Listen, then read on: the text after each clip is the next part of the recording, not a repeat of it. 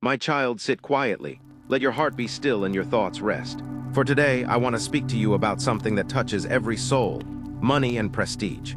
These are the things that the world chases. But let me show you a deeper truth, one that the world often forgets. In this world, money is seen as power. It builds towers, buys lands, feeds desires, and fuels ambitions.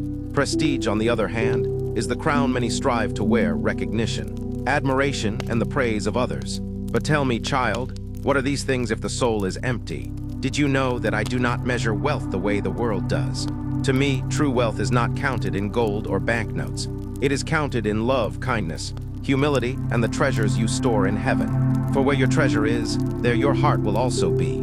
If your heart belongs to money, it cannot belong to me. I see you running, striving, building, and struggling, hoping that when you reach the top, you'll feel whole. But child, the top of the world is still beneath my feet, and the peace you long for, it is not found in your possessions, but in my presence. Money is not evil, nor is prestige a curse. They are tools, but they are dangerous masters. When you serve them, they blind you. They harden your heart and make you forget who gave you life, breath, and purpose. Do you remember the story of the rich man and the beggar Lazarus? The rich man wore fine clothes, feasted every day, and lived in comfort.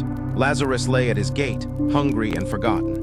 But in eternity, it was Lazarus who was comforted in heaven, and the rich man who cried for a drop of water. Why? Because the rich man's treasure was on earth. His prestige fed his pride, and his money fed his flesh, but his soul was starving. My beloved, use your wealth to bless, not to boast. Let your success be a light that lifts others. Let your influence serve the poor and heal the broken. This is true prestige, when heaven sees your name and smiles. Remember, I look not at the outward appearance, but at the heart. Many of the world's most honored people are unknown in heaven, and many of the unnoticed on earth are celebrated by angels. Whose approval do you seek? The applause of men is fleeting. It vanishes like mist in the morning sun. But my approval, it is eternal. It brings peace that surpasses understanding. It clothes you in garments of righteousness, not just luxury. Come back to me, my child. Rest from your striving. All the riches in the world cannot buy what I give freely: grace, peace, joy, and purpose. I will supply all your needs, not all your wants, but all your true needs. The world teaches that money gives you security, but I am your provider. When you have me, you lack nothing. I feed the birds, clothe the flowers. How much more will I care for you?